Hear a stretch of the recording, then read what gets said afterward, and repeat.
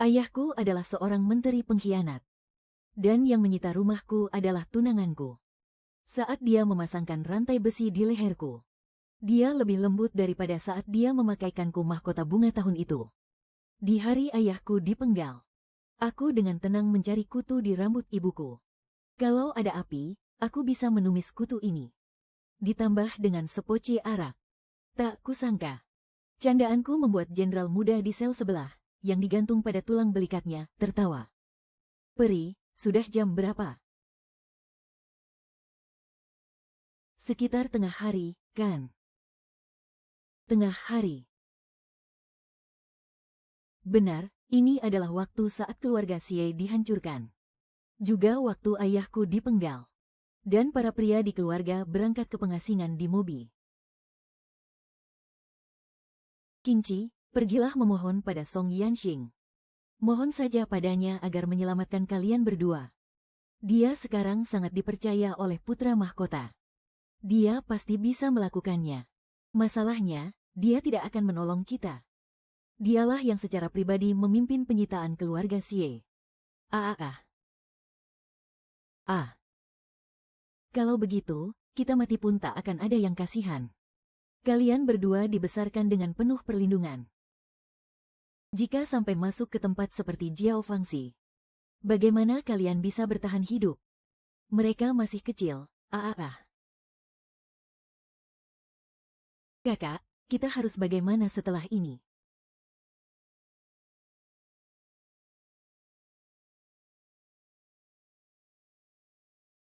Apa ini hiasan dari kertas suan?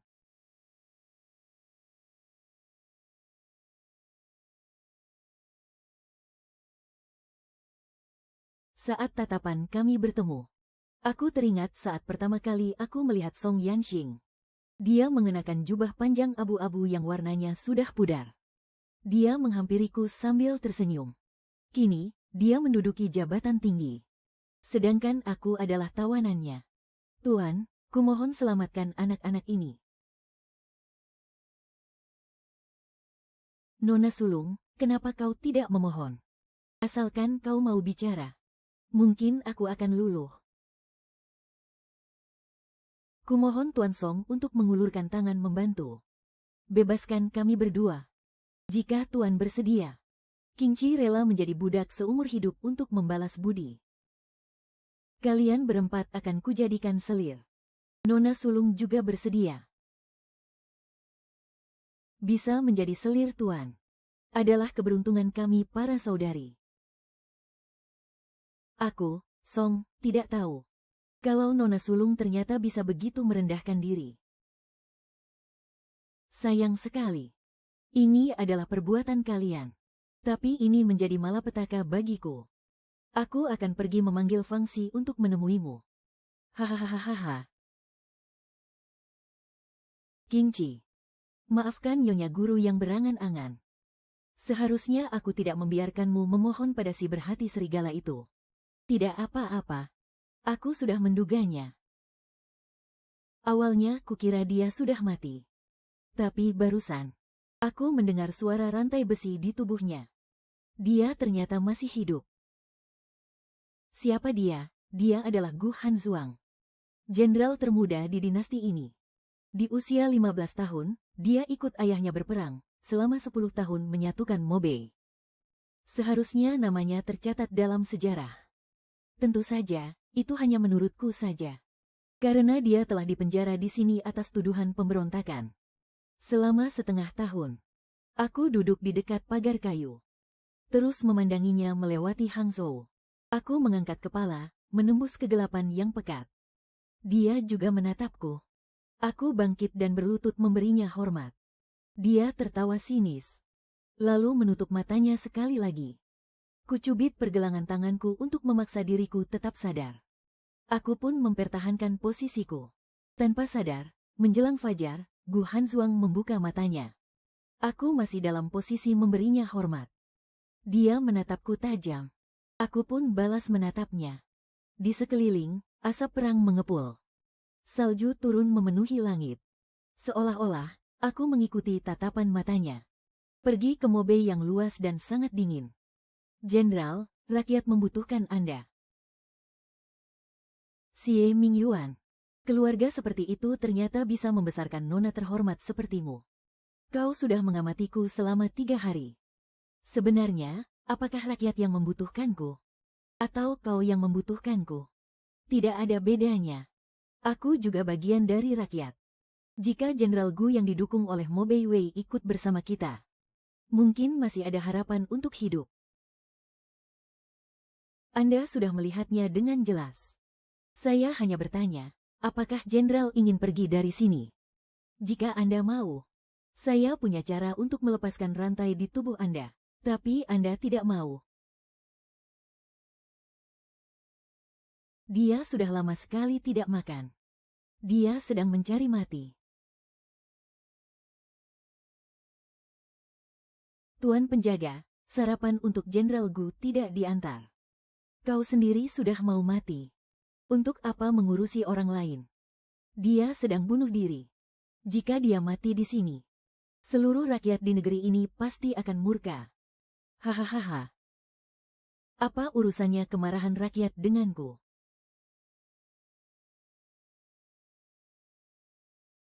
Kemarahan rakyat tak terhindarkan.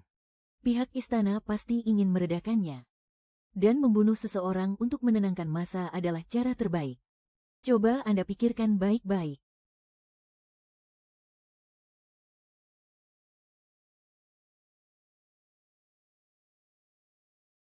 Makanlah dulu sedikit. Selagi masih hangat. Kalau Anda tidak bertahan, nanti akan jadi lebih sulit. Biar saya coba bujuk Jenderal Gu. Pak Tua, beri aku kesempatan untuk bicara.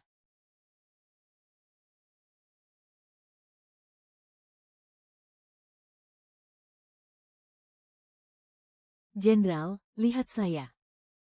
Apakah saya rupawan? Jelek.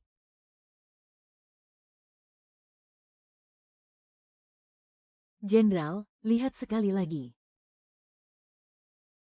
Di usia 15 tahun, kecantikanku sudah sangat terkenal. Jika Jenderal menganggap saya jelek, itu artinya selera Jenderal yang buruk. Jadi, kau sedang menggunakan siasat kecantikan. Saya tidak punya apa-apa lagi. Yang saya miliki hanyalah wajah ini. Saya hanya memanfaatkannya sebaik mungkin. Kenapa tidak bertindak tegas pada Song Lianxing? Makan dulu.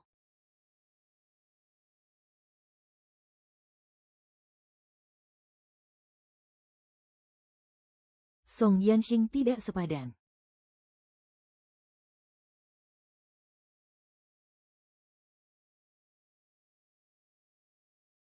Atau karena dendam? Benar. Orang ini sangat keras kepala. Jika dia tidak mau pergi, usahaku akan sia-sia. Aku tidak bisa membuang-buang waktu lagi untuknya. Kakak, jangan khawatir. Itu karena selera Jenderal yang buruk. Jenderal sudah berperang selama bertahun-tahun. Pasti dia tidak bisa membedakan mana yang cantik dan yang jelek. Kalian ini sungguh membuat kakak merasa kasihan. Apa yang harus kulakukan? Karena kita tidak bisa mengharapkan bantuan, maka kita hanya bisa mengandalkan diri sendiri. Sekali masuk ke Jiao Fangxi, melarikan diri itu sesulit menggapai langit. Dari pintu koridor ke pintu keluar, total ada 26 langkah. Ada 4 orang yang berjaga di malam hari. Malam ini yang berjaga adalah prajurit tua yang lemah itu. Ini juga waktu terbaik untuk bertindak. Keluar dari gerbang halaman kiri. Seberangi gang, di sanalah halaman kecil milik Song Yanxing. Sandera dia dan bawa keluar kota.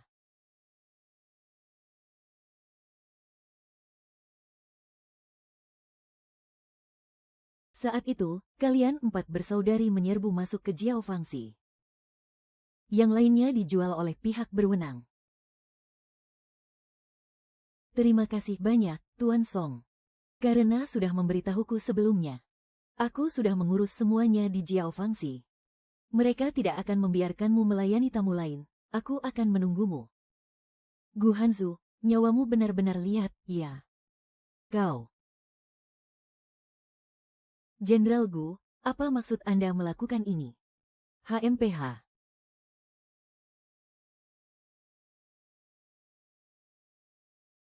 Larut malam, penjara langit begitu sunyi senyap. Aku bersandar di sudut dinding.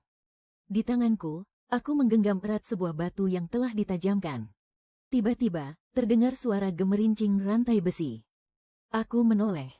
Pandanganku bertemu dengan mata Gu Hanzu. Aku dan dia sama-sama tidak berbicara. Kami hanya saling menatap dalam diam. Tatapan mata Gu Hanzu. Seolah-olah dia bisa membaca semua rencanaku. Dia mengangkat tangannya dan menggedor jeruji kayu itu dengan keras. Sipir Yu yang sedang makan itu terkantuk-kantuk. Suara itu membuatnya terkejut bangun. Dengan cepat dia memberikan makan malamnya kepada Gu Hanzu. Enyah. Nona Xie, mohon permisi. Tuan yang satu ini, emosinya sangat buas, seperti serigala. Jenderal bukannya mau cari mati. Kau pikir kau bisa pergi dari sini? Tidak bisa, tapi tetap harus dicoba. Justru karena kemungkinannya sangat kecil. Karena itulah saya datang memohon pada jenderal. Tapi jenderal tidak mau menolong, saya hanya bisa mengandalkan diri sendiri. Mencobanya dengan nyawaku, akan kupertaruhkan nyawaku. Kenapa tidak memohon padaku lagi? Dia menungguku untuk memohon padanya. Kenapa? Apalagi yang bisa kuberikan padanya? Keluarga Xie sudah hancur. Aku tidak punya apa-apa lagi. Saya mohon, Jenderal. Saya ingin keluar. Selama seseorang masih hidup, akan selalu ada ribuan kemungkinan. Sudah kau pikirkan baik-baik? Sudah kupikirkan. Ah tidak, ini salah paham, salah paham.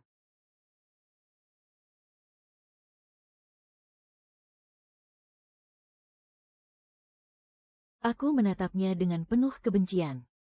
Dia memegang tanganku, selangkah demi selangkah, berjalan menuju pintu keluar. Dia mengayunkan kedua lengannya. Rantai besi yang tebal itu bagaikan cambuk panjangnya. Pagar kayu itu hancur berkeping-keping dalam sekejap. Sipir Yu menatap dengan ngeri seolah-olah sedang melihat dewa iblis yang turun ke bumi. Yaitu Gu Hanzu.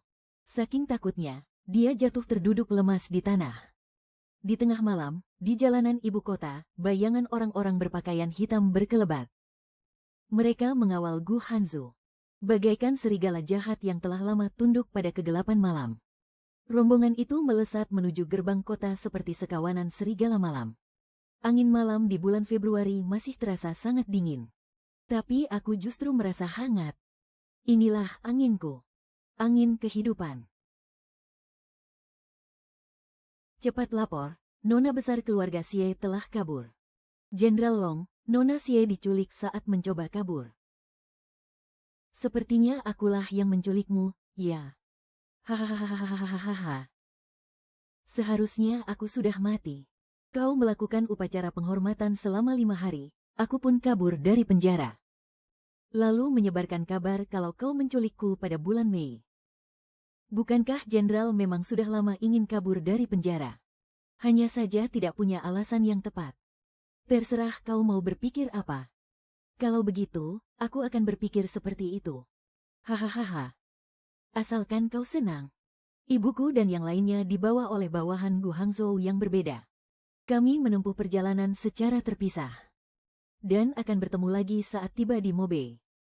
Hanya dalam 4 jam. Kekuasaan Gu Hangzhou benar-benar membuatku terpana. Kuda-kuda telah berhenti di depan penginapan, kuda pengganti pun sudah lama disiapkan. Melihat Gu Hangzhou, mereka bukan saja tidak melapor pada pejabat, malah memberi hormat dengan sangat sopan. Jenderal, karena Anda memiliki kekuatan sebesar ini, mengapa Anda rela dipenjara selama setengah tahun? Buktinya terlalu kuat. Aku tidak bisa membantahnya. Jadi, kuanggap saja menginap beberapa hari di penjara. Jenderal Gu berkata dengan santai. Dia bilang, Fujiang, tangan kanannya yang paling cakap, telah memihak putra mahkota. Dan memalsukan bukti kejahatannya. Setelah membacanya, dia bahkan memuji. Tindakan Fujiang sudah ada kemajuan. Mengenai kenapa pihak istana tidak membunuhku. Apa mereka berani? Memangnya prajurit yang kubesarkan itu penakut? Setelah melalui banyak kesulitan dan bahaya, Jenderal pasti akan mendapatkan berkah yang melimpah di masa depan. Kalau begitu, kau juga orang yang sangat beruntung. Ini semua berkat Jenderal. Gu Hangzhou tersenyum tanpa berkata apa-apa. Dia menatapku, dan suasana tiba-tiba menjadi sedikit ambigu. Sangat tegang. Jenderal sedikit bergeser. Aku tidur di sisi luar. Supaya aku bisa menjagamu di malam hari. Kau adalah wanita paling menarik yang pernah kutemui. Menarik dari mana?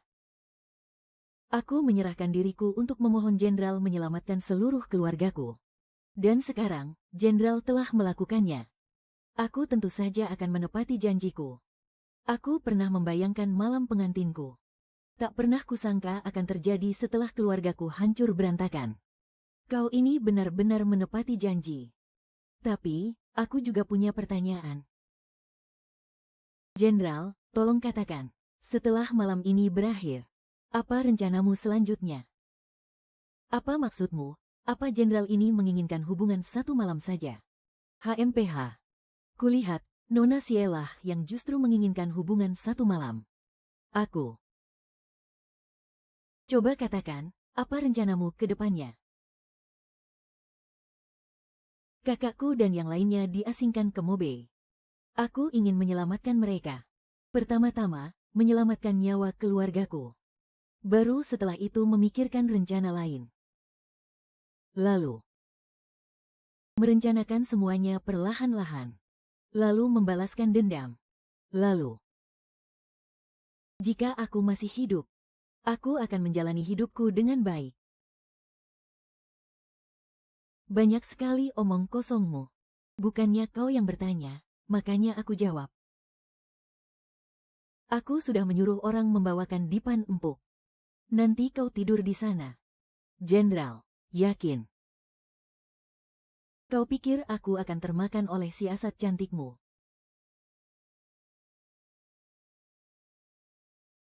Sudah kubilang, kau itu jelek.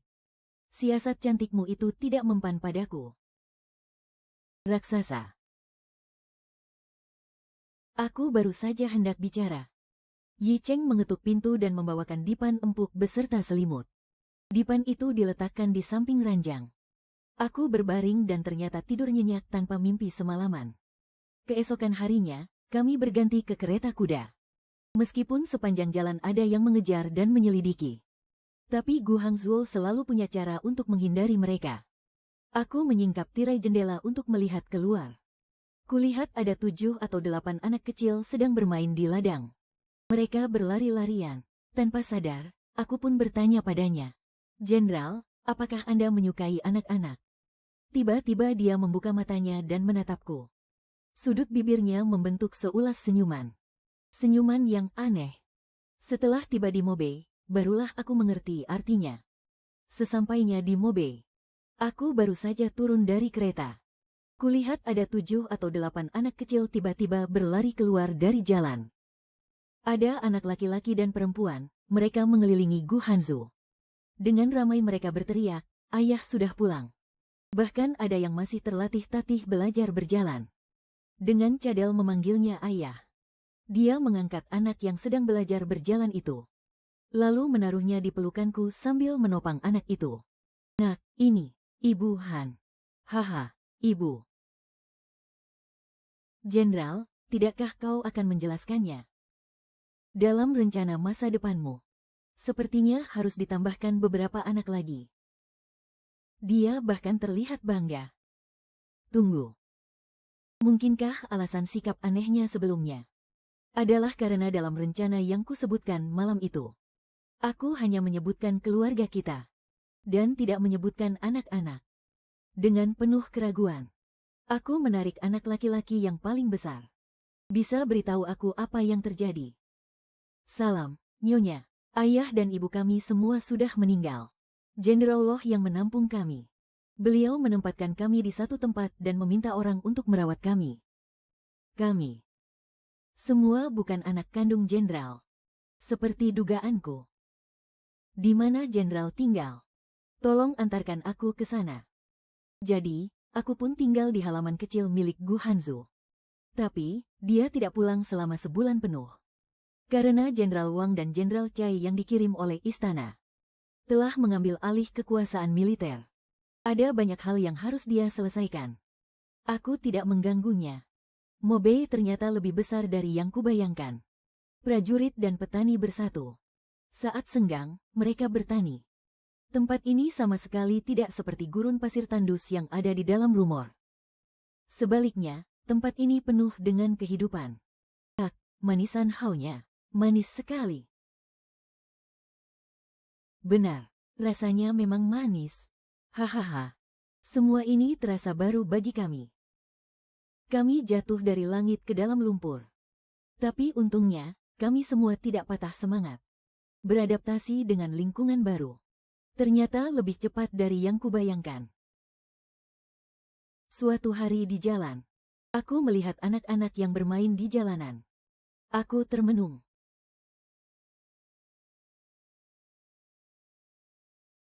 Ayo kita buka sekolah. Di sini hanya ada 2 guru tua. Usia mereka sudah lanjut dan fisik mereka pun lemah. Mereka tidak sanggup mengajar banyak murid. Kita harus melakukan sesuatu agar hidup ini terasa lebih berharga. Aku akan ikut semua kata kakak. Akhirnya, sekolah pun kami dirikan. Tapi pada awalnya, semua terasa sulit. Bagaimanapun juga, identitas kami tidak jelas. Ditambah lagi, kami ini perempuan. Tak heran jika ada yang menganggap kami tidak punya kemampuan atau moral. Dan hanya akan merusak anak-anak mereka. Jadi, aku pun berdiri di jalanan. Memegang kitab puisi klasik. Membacanya dari pagi hingga siang hari.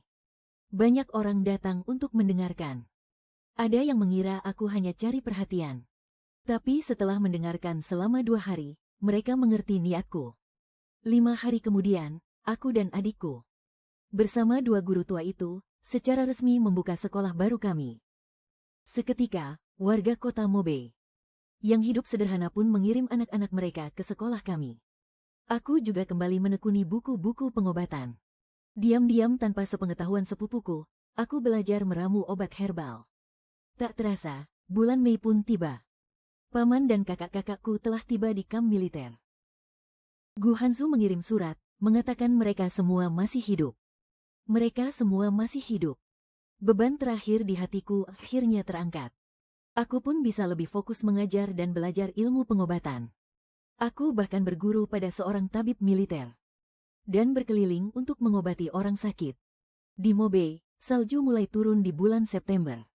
Saat aku membuka pintu di pagi hari, halaman sudah tertutup salju yang sangat tebal.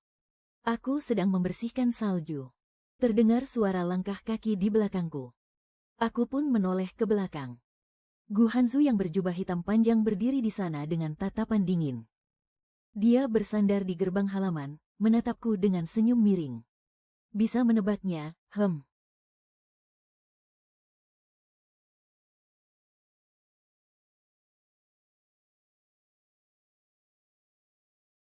Dulu tempat ini terlalu sederhana. Aku memakai uang belanja yang kau berikan untuk membeli beberapa perabotan. Supaya lebih terasa seperti rumah. Bagus, kan? Tuan Xie, Tabib Xie. Sekarang, aku harus memanggilmu yang mana? Bagaimana dengan panggilan yang ketiga? Kenapa Jenderal tidak mau menyebutkannya? Apa? Istri Jenderal. Aku paling suka panggilan itu. Benarkah kau menyukainya? Tentu saja, dia sudah setengah tahun tidak pulang. Aku harus menggunakan kesempatan ini untuk membuatnya tidak bisa lepas dariku. Cukup, ada apa? Apa yang salah kulakukan? Semua orang bilang kau sangat hebat. Mulai sekarang, aku serahkan pengelolaan kota ini padamu. Tapi ingat, pihak istana dan pasukan berkuda akan menyerang Mobei. Hari ini, ada banyak mata-mata putra mahkota di kota. Jadi, berhati-hatilah. Gu Hanzu, kau. Jelaskan dulu semuanya baru pergi. Jangan pura-pura bodoh di depanku. Kau ini, gadis kecil yang menawan. Selama setengah tahun ini, kau membuka sekolah. Memberi pengobatan gratis. Membangun kamar dagang Mobei dari nol. Apalagi yang telah kau perbuat? Aku. Untuk apa membangun kamar dagang? Kau hanya ingin memaksaku berperang di luar perbatasan, bukan? Ya, lalu memanfaatkan suku barbar sebagai ancaman dari luar. Kemudian memanfaatkanku untuk memulai kekacauan. Saat ada ancaman dari luar dan masalah di dalam, kau bisa memanfaatkan kesempatan ini untuk kembali dan membalas dendam pada putra mahkota. Jenderal, tenangkan dirimu. Aku memang ingin balas dendam. Tapi, bukankah kau bilang kau suka? Posisi sebagai istri jenderal. Hanya basa-basi belaka. Tidak pernah berniat tulus. Hanya memanfaatkanku.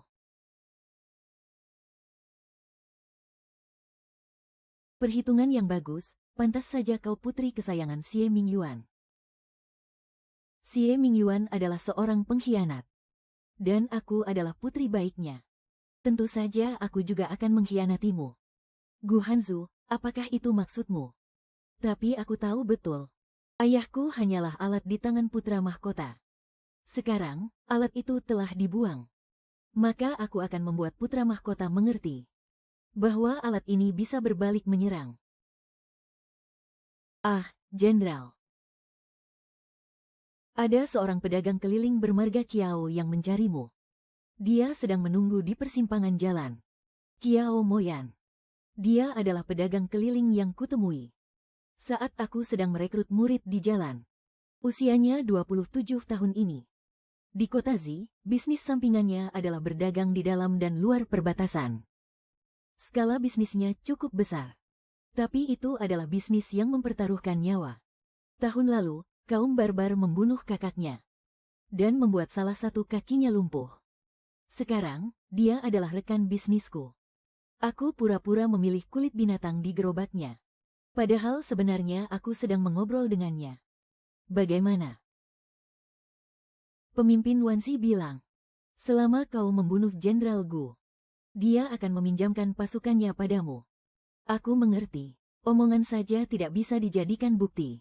Sesuai dengan yang kuperintahkan. Apakah kau sudah menulis surat dan membubuhkan cap?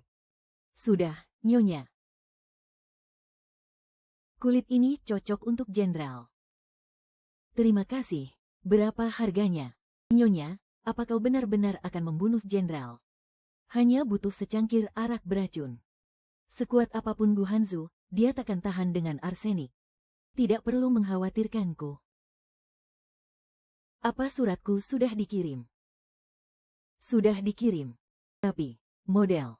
Apakah Song Yanxing akan membalas surat Anda? Dialah musuh Anda yang sebenarnya. Tidak ada kebencian. Hanya ada kepentingan.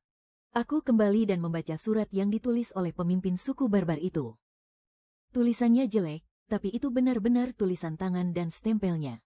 Aku menatap tulisan di atasnya dengan saksama dan menirunya dengan teliti.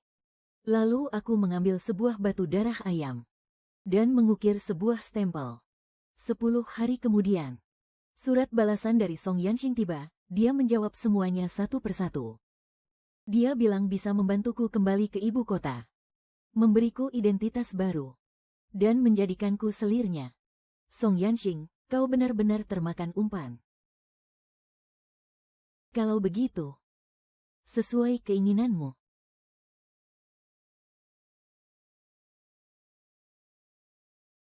Semua yang perlu dikatakan sudah tertuang di dalam surat. Isi surat balasanku sangat sederhana. Aku setuju untuk membunuh Gu Hangzhou. Aku bertanya berapa banyak pasukan yang bisa dia pinjamkan. Aku juga memberitahunya bahwa pasukan istana akan menyerang Mobei pada tanggal 2 bulan ke-10. Memintanya untuk mengirimkan 3 pasukan. Keesokan harinya, Kiao Moyan kembali membawa surat balasan. Aku mengangguk dengan ekspresi serius. Sehari kemudian, aku membalas surat Song Yanxing. Kali ini aku tidak meminta bantuan Kiao Moyan, melainkan membawa surat itu sendiri ke stasiun pos.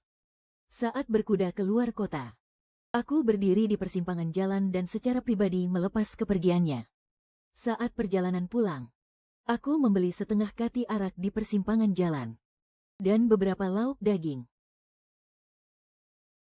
Baru saja selesai menatanya, Gu Hangzhou mendorong pintu dan masuk. Pandangannya tertuju pada mantel bulu yang sedang kujahit. Dibuat untuk siapa?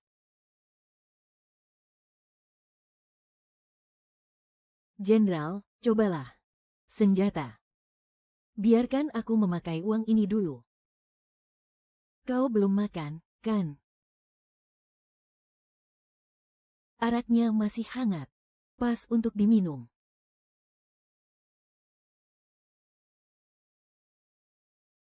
Ada apa? Apa kau terlalu lelah? Aku tidak terharu karena mencium aroma araknya. Aku hanya merasa akhirnya memiliki sebuah rumah. Kau benar-benar menyuruhku minum. Arak ini memang disiapkan untuk jenderal. Anggap saja ini sebagai permintaan maafku padamu.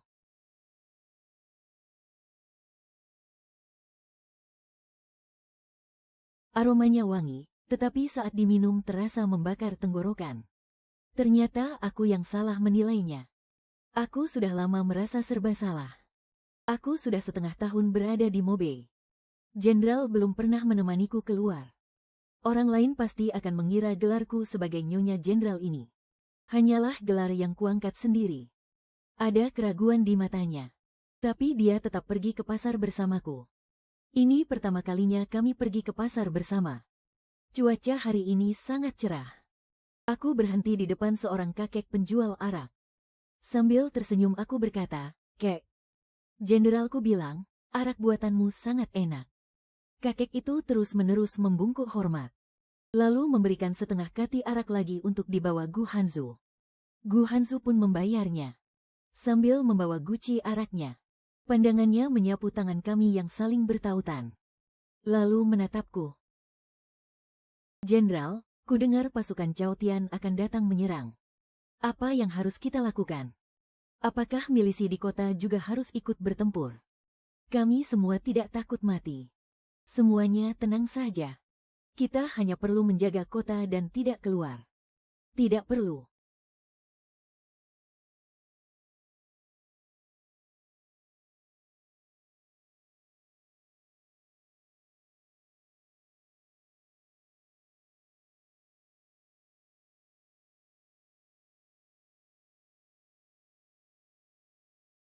Seketika, jalanan menjadi sunyi. Bahkan angin pun seolah berhenti berembus.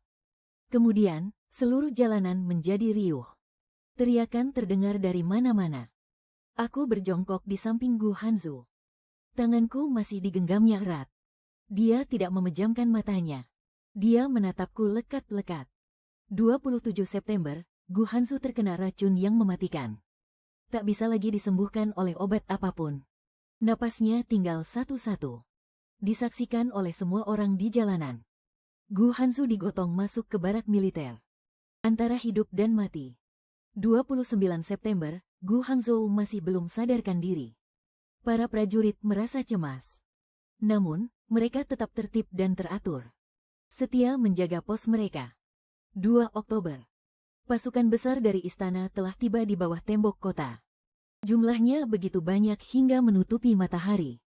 Gerbang selatan Mobei tertutup rapat. Para prajurit di atas tembok kota bersiaga penuh.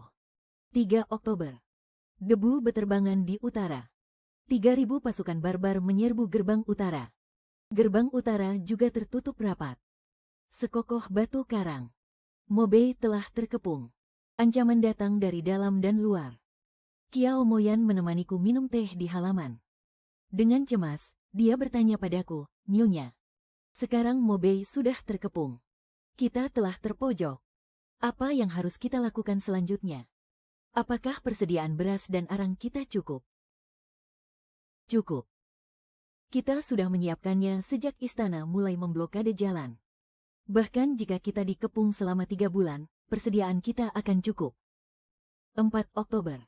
Hari pertama dikepung oleh 2 pasukan. Aku menerima surat dari Manfen. Dia memintaku mencari cara untuk membuka gerbang utara. Surat itu kubakar. Pada hari ke-10 pengepungan di Mobei, surat dari Song Yanxing tiba.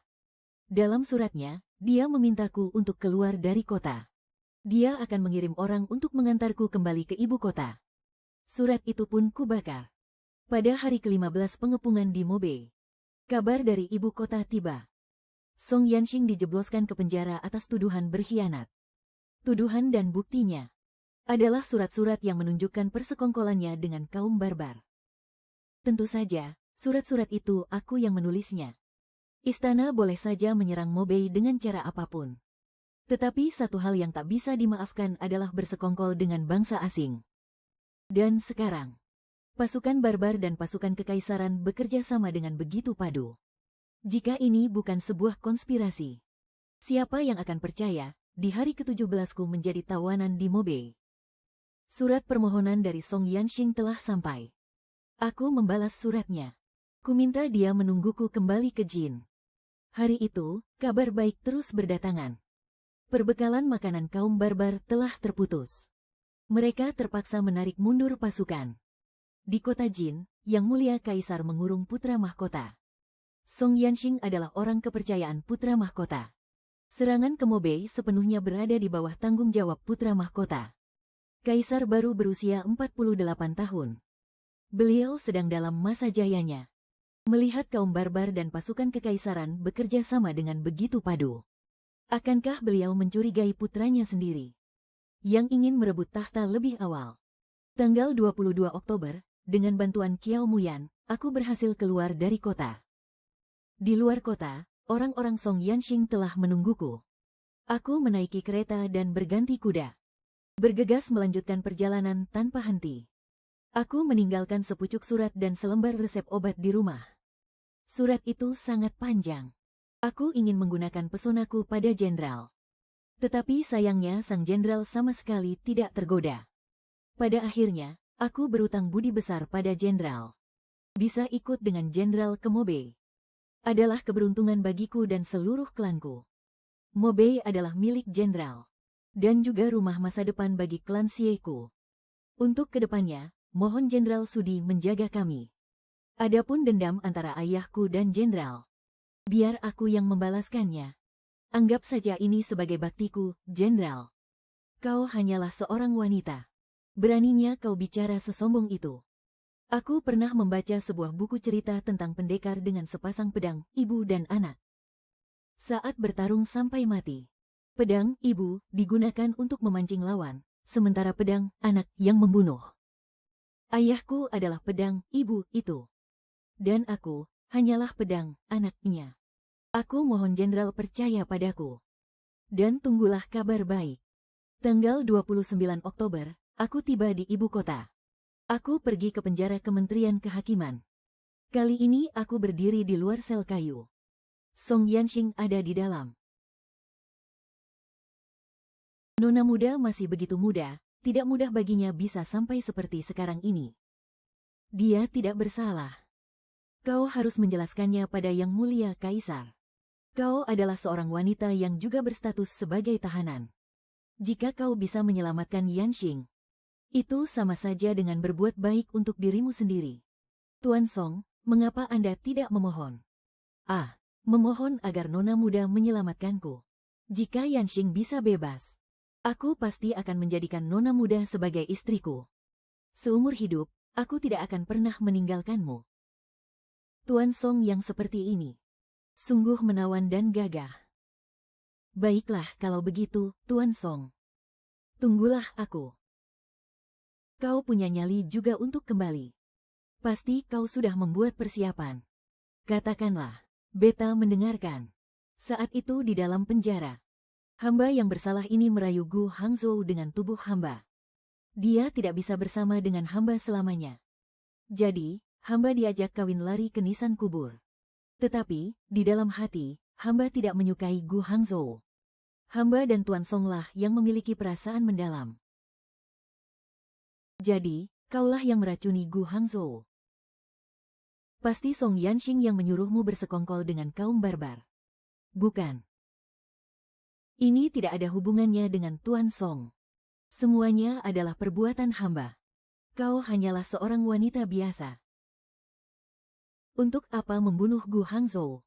Dan untuk apa bersekongkol dengan kaum barbar? Sungguh, ini semua perbuatan hamba.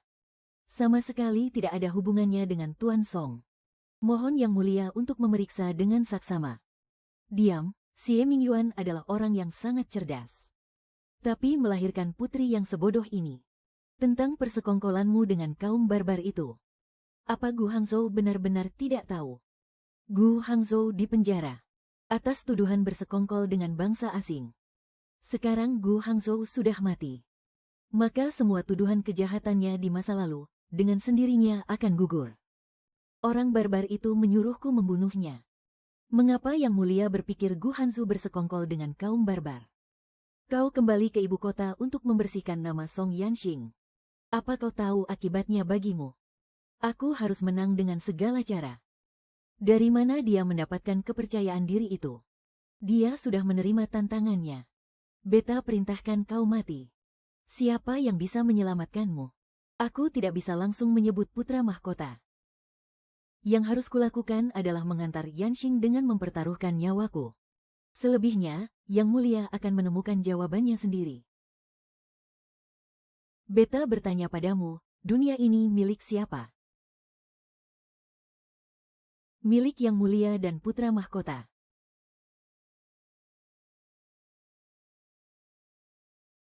Ucapan seseorang yang akan mati biasanya tulus. Satu kalimat jujur di tengah kepanikan ini. Sudah cukup, setelah itu, aku dihukum 30 pukulan rotan. Dan dikurung di sel penjara yang dulu ditempati Gu Hanzu. Aku dipukuli bukan karena aku menanggung kesalahan Song Yanxing.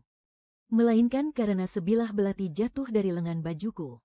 Mengapa kau mencoba membunuh beta? Aku tetap diam 1000 bahasa. Terkadang, kecurigaan lebih menakutkan daripada fakta. Apa yang akan Yang Mulia curigai? Putra mahkota membunuh pejabat setia. Bersekongkol dengan pihak asing. Dan mencoba membunuh kaisar. Dia sudah lama mengharapkan kematiannya. 30 pukulan rotan ini. Setimpal. Nona besar, Anda sudah bergegas pergi. Mengapa kembali untuk Tuan Song dan mengorbankan nyawa? Nona besar adalah orang yang baik. Terima kasih, tapi aku bukan orang baik. Dan aku tidak ingin menjadi orang baik. Orang baik itu adalah Gu Hanzu. Tapi, apa yang dia dapatkan? Nona besar, apa Anda sudah dengar? Yang Mulia telah mencabut gelar putra mahkota. Sepertinya Yang Mulia lebih tidak sabaran dari yang kubayangkan. Dan lebih pencuriga. Sue Qingqi, semua ini adalah rencanamu, bukan? Tentu saja. Apa Tuan Song benar-benar merasa dirinya begitu menawan? Sampai membuatku tak bisa melupakannya. Kau membunuh Gu Hanzu. Kau mencelakaiku, dan kini mengincar pangeran lain. Masalah ini cepat atau lambat akan terbongkar. Xie Qingqi, kau dan ayahmu sama-sama tidak tahu malu. Tidak punya batas. Kau terlalu dangkal. Cara kriminal memang membedakan hitam dan putih. Tapi hasilnya tidak. Apa katamu? Walaupun ayahku menanggung nama buruk. Tapi dia berhasil meraih pangkat dan ketenaran. Semua cita-citanya yang didasari kemampuannya telah tercapai. Ayahku sudah mati, apa kau bisa menggantikannya? Song Yanxing, kau bahkan tidak lebih baik dari semut yang diinjak di bawah sepatu ayahku. Xie Qingqi, kau juga akan mati dengan mengenaskan. Dasar wanita jalang. Lepaskan aku tidak bersalah. Yanxing, lepaskan aku. Xie Qingqi, kau juga akan mati dengan mengenaskan. Selamat tinggal, Tuan Song. Kau boleh pergi dulu. Baik. Nona besar Xie. Apa kau menungguku? Paman negara. Kenapa Anda bisa datang kemari? Apakah Nona besar benar-benar meracuni Gu Hangzhou? Bagaimana mungkin? Dia adalah suamiku. Di dunia ini, mana ada wanita yang membunuh suaminya sendiri? Sudah kuduga, putri yang dibesarkan dengan saksama oleh Xie Mingyuan. Untuk dikirim ke istana. Calon permaisuri tidak mungkin melakukan hal sebodoh ini. Tapi, Kenapa aku dengar Gu Hangzhou dan kau belum pernah melakukan hubungan suami istri? Tempat ini kotor dan berantakan. Ada urusan apa paman negara datang kemari? Besok malam, akan ada orang yang membawamu pergi dari sini. Tapi, si Qingqi, aku menyelamatkanmu, dan kau harus membuat Gu Hanzu mendukung Pangeran Duan. Ah. Aku akan segera pergi. Kalaupun aku keluar, hidupku sudah tidak ada artinya. Anda tidak perlu bersusah payah. Hanya bisa pasrah bertaruh pada perasaan orang lain terhadapku. Aku tidak akan melakukan hal bodoh semacam ini.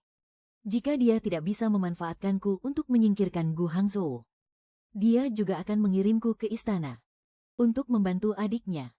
Dia lebih tidak sabar soal perhitungan ini daripadaku. Besok tengah malam, akan ada orang yang datang membawamu pergi.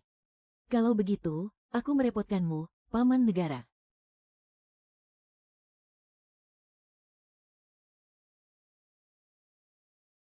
Keesokan harinya, aku diselamatkan dari sel penjara oleh orang-orang paman negara. Aku perlahan membuka mataku, memandangi pemandangan malam. Sungguh menyenangkan bisa hidup. Tiba-tiba, embusan angin kencang datang menderu. Aku hanya merasa dunia berputar. Lalu jatuh ke dalam sebuah pelukan yang hangat. Dengan aroma yang begitu familiar. Kamu berat sekali. Kalau begini terus, aku tidak kuat menggendongmu.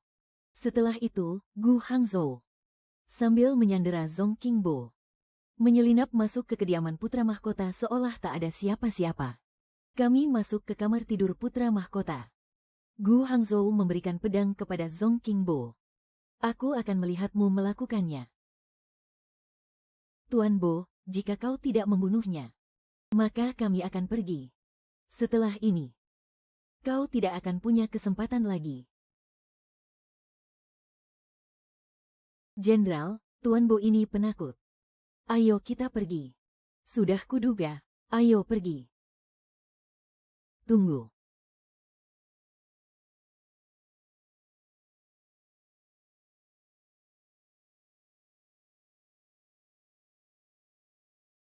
Paman negara, aku dan jenderal harus bergegas. Kau juga sebaiknya cepat pulang dan istirahat. Jenderal, jangan lupakan janji kita.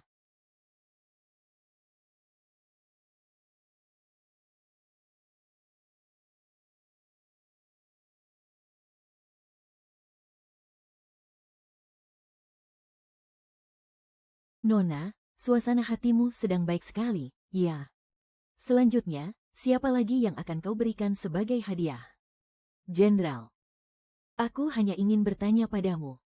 Sejak kau melihatku di dalam penjara, apakah kau sudah merencanakan semuanya sampai hari ini? Aku juga hanya melangkah satu demi satu. Kalau begitu, sekarang coba kau pikirkan. Bagaimana langkah kita selanjutnya? Aku tidak menyangka kau akan datang. Jadi, rencanamu selanjutnya adalah masuk ke istana. Aku memang punya rencana seperti itu. Dengan kekuatanku sendiri, aku tidak akan bisa selamanya melindungi keselamatan keluargaku. Itu adalah jalan yang sulit. Tapi itu adalah pilihan dengan pengorbanan terkecil dan keuntungan terbesar bagiku. Hanya dengan menggenggam kekuasaan, aku baru bisa sepenuhnya mengendalikan takdirku sendiri. Aku beri kau waktu 1 malam untuk berpikir. Kalau kau sudah memikirkannya baik-baik, aku akan mengabulkan keinginanmu.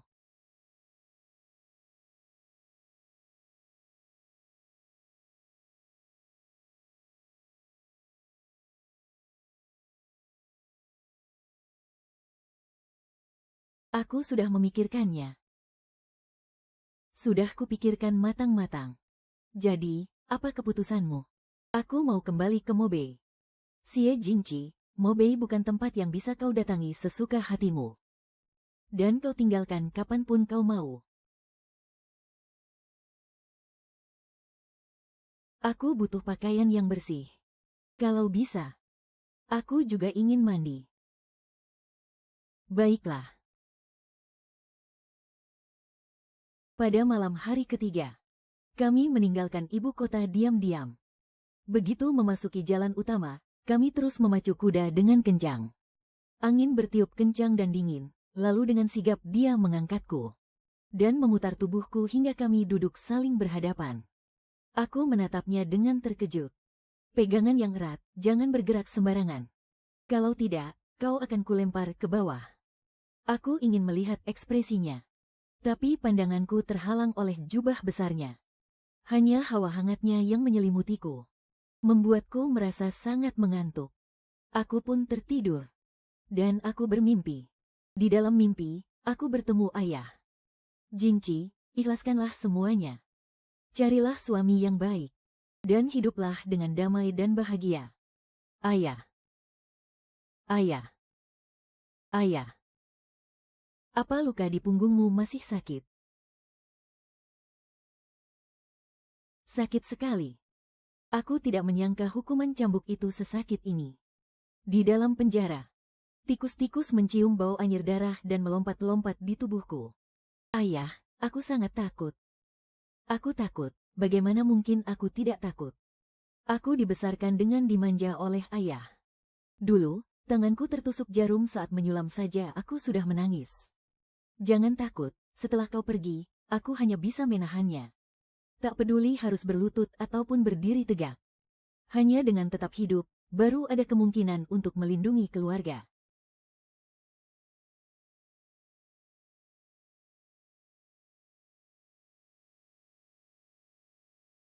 Kamu mimpi apa? Menangis sampai sesedih itu. Bukan apa-apa, kau bicara padaku kalau tidak membujuk, ya berbohong. Tak ada satupun kata jujur yang mau kau katakan padaku. Aku tidak membohongimu. Kalau begitu, kau memang terus-menerus membujukku. Tidak bicara lagi. Baiklah. Kalau tidak mau bicara, ya sudah. Menulis puisi cinta, kau tidak akan pernah berhasil. Naiklah ke kereta. Pikirkan baik-baik di mana salahmu, baru temui aku lagi. Aku tahu di mana salahku. Apa maksudnya pikirkan baik-baik baru temui dia lagi? Tiba di mobil. Ibuku melihat bekas luka di tubuhku. Sambil menangis, beliau memarahi ayah, tapi masih merasa belum puas. Lalu, beliau mulai memarahiku. Aku memegang tangan ibuku, semua sudah berlalu. Kedepannya, kita akan hidup dengan baik di mobil. Ibuku melotot padaku, pikiranmu itu terlalu banyak. Ibu tidak percaya kau akan hidup dengan baik. Ibuku bilang, kalau Hangzhou tidak menikahiku, beliau akan mencarikanku calon suami yang baru. Hanya dengan menikah, aku baru akan hidup tenang dan patuh. Aku hanya bisa tersenyum pahit dan tidak membantah. Aku membiarkan ibu melakukan apa yang beliau mau. Setelah selesai berdiskusi, aku pergi ke akademi. Penanganan terakhir untuk putra dari putra mahkota. Aku mendengarnya. Malam itu juga, bangsawan Zongking menyulut api. Apinya berkobar begitu besar. Saat putra mahkota diusung keluar, jasadnya sudah hangus tak berbentuk. Tidak ada petunjuk yang didapatkan.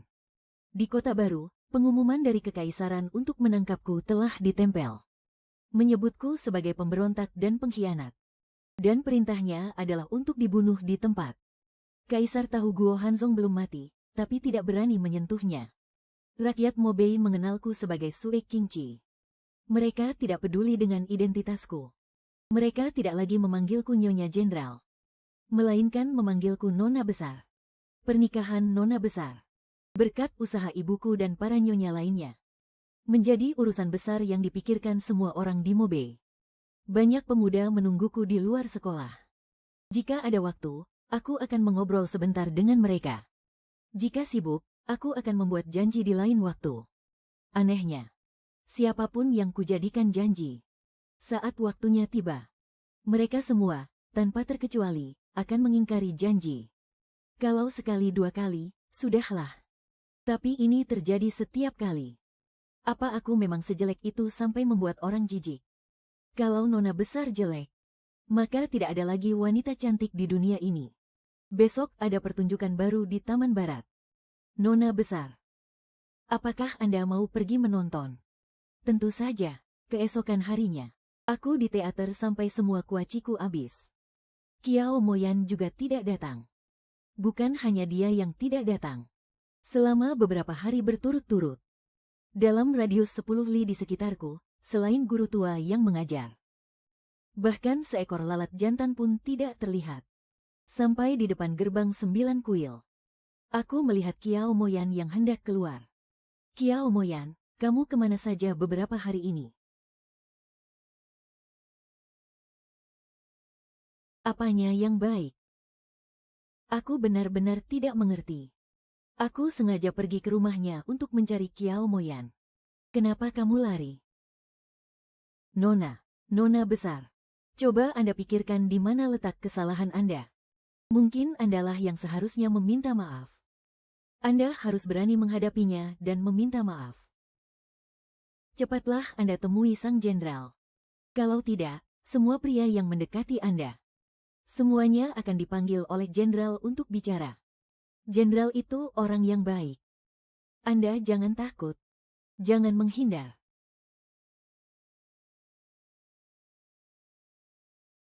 Aku berdiri di tengah jalanan yang ramai. Aku memandangi kerumunan orang yang lalu lalang. Tapi hatiku kacau balau memikirkan Gu Hangzhou. Apa sebenarnya maunya dia? Kakak bilang Gu Hangzhou tertarik padaku. Aku juga sempat terbawa perasaan. Kupikir, apa dia menolongku 2 kali karena menyukaiku? Tapi begitu bertemu dengannya, khayalanku langsung buyar. Xiao Qingxi, sikapmu yang munafik dan penuh kepura-puraan itu sungguh jelek. Bukan begitu caranya menyukai seseorang. Bahkan ketertarikan fisik yang paling dasar pun tidak ada. Mana mungkin itu bisa disebut suka? Jangan-jangan dia masih kesal karena aku meracuninya. Tapi, orang yang berjiwa besar sepertinya seharusnya tidak begitu pendendam. Selama aku belum paham, aku tidak mau memancing amarahnya. Aku tetap mengajar di pagi hari. Dan pada sore hari, aku ikut guru berpraktik sebagai tabib. Setiap 2 hari sekali, aku mampir ke serikat dagang. Hari-hariku sangat padat. Tapi hari ini, saat aku tiba di sekolah, aku mendapati tempat itu kosong melompong. Aku bertanya di mana semua orang, guru berkata, libur 3 hari untuk pesiar. Kenapa libur tidak berdiskusi denganku? Aku juga baru tahu. Aku pun terpaksa mencari guruku. Tapi guru yang tidak pernah libur sepanjang tahun, hari ini ternyata juga libur. Pintu gerbang balai pengobatan terkunci rapat. Ini aneh sekali. Semua orang seolah-olah sudah sepakat untuk menghilang bersama-sama. Selama 3 hari penuh, aku tidak punya kegiatan apapun. Setiap hari aku hanya berjemur di halaman dan membaca buku. Setelah susah payah melewati 3 hari, pagi harinya saat aku sedang bersih-bersih diri di halaman, aku melihat bibi tetangga mondar-mandir di depan halamanku. Bolak-balik 3 kali. Sunsi, ada perlu apa?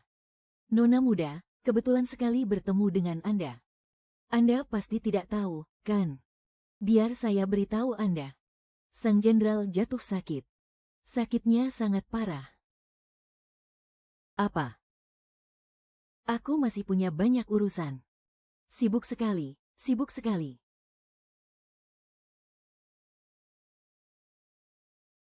Pagi sekali sudah buka lapak, Nona muda. Waktu itu jenderal bilang araknya enak. Saya ingin mengirimkan 2 botol lagi untuk beliau. Tolong Nona antarkan ini untuk beliau hari ini. Kalau lewat hari ini, sudah tidak ada lagi. Arak. Aku bisa gila. Aku berdiri di sudut jalan sambil membawa arak. 15 menit kemudian, di tanganku sudah ada seikat sayuran, sepasang sepatu, sate daging, dan seekor kambing yang mengembik. Semuanya harus diserahkan kepada Gu Hangzhou hari ini juga. Alasannya aneh-aneh dan bermacam-macam.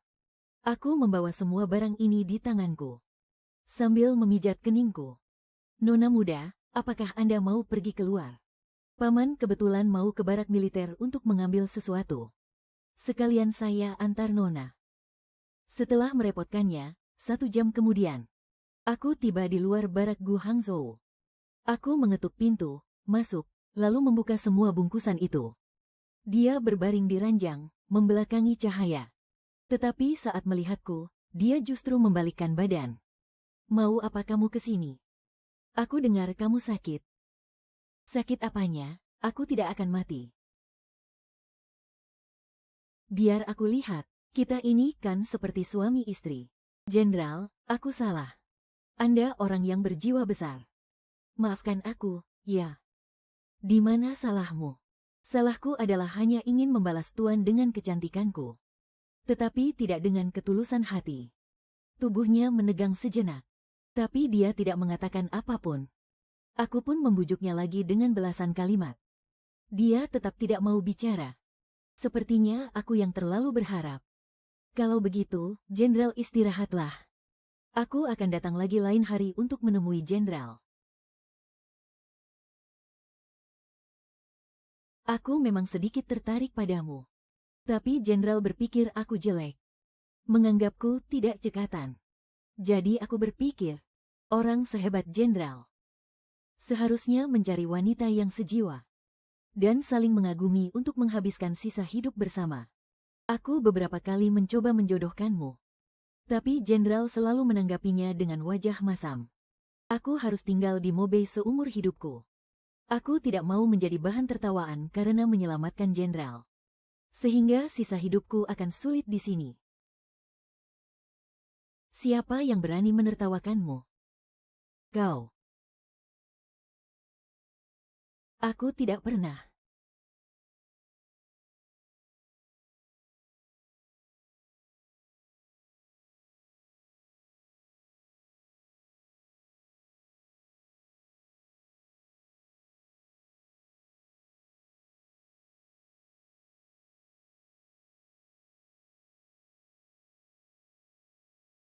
Dasar wanita, seharusnya aku tahu kata-katamu tidak bisa dipercaya.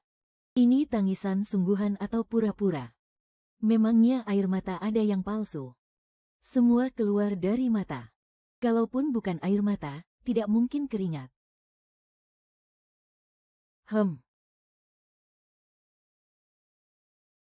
Aku bertanya, hatimu itu tulus atau tidak? Lalu, bagaimana dengan Jenderal sendiri padaku? Apa itu masih perlu ditanyakan? Apa aku terlihat seperti pembohong? Perasaanku juga tulus. Jenderal juga harus percaya diri. Kau begitu luar biasa. Gadis mana yang tidak akan tergerak hatinya? Ah. Wajahmu memerah.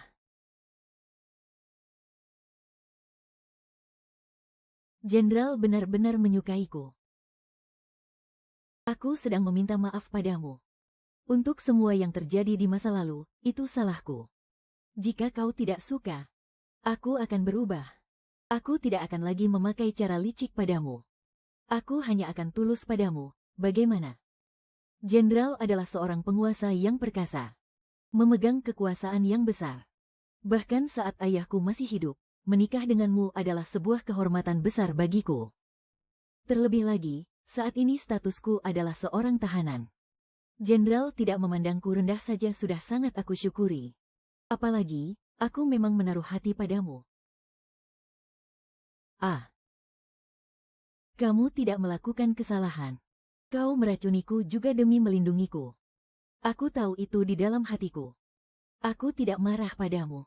Hanya saja, aku merasa kau selalu punya rencanamu sendiri untuk segala hal. Di hadapanmu, kekuatan militer dan semua rencanaku seakan tidak ada gunanya. Pada dasarnya, semua itu hanyalah karena ketidakmampuanku sendiri. Bagaimana mungkin kamu tidak mampu? Di dunia ini, tidak ada seorang pun yang berhak mengatakan kamu tidak mampu. Kamu bilang kamu tidak pantas untukku. Tapi menurutku tidak. Jika bukan karena keluargamu mengalami bencana besar, bagaimana mungkin kamu mau melirik prajurit sepertiku ini? Saat aku tiba di ibu kota, aku sudah mendengarnya. Kamu adalah teladan bagi para wanita setia yang terhormat. Musik, catur, kaligrafi, lukisan, ilmu negara, dan strategi, tidak ada yang tidak kau kuasai.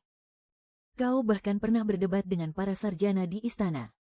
Pengetahuanmu tak kalah dari pria manapun. Seorang wanita terhormat sepertimu. Sikapnya begitu anggun. Dan wawasannya begitu luas. Aku hanya takut kau merasa prajurit sepertiku ini tidak punya topik untuk dibicarakan. Ternyata dia memikirkan sebanyak ini. Sementara aku selama ini hanya menebak-nebak dangkal saja. Aku benar-benar tidak pantas menerima pujiannya. Setelah semuanya diutarakan, suasana hatiku menjadi sangat baik. Aku berjalan perlahan kembali ke kota sambil bergandengan tangan dengan Gu Hangzhou. Meskipun perjalanannya sangat jauh, aku tidak merasa lelah sedikit pun.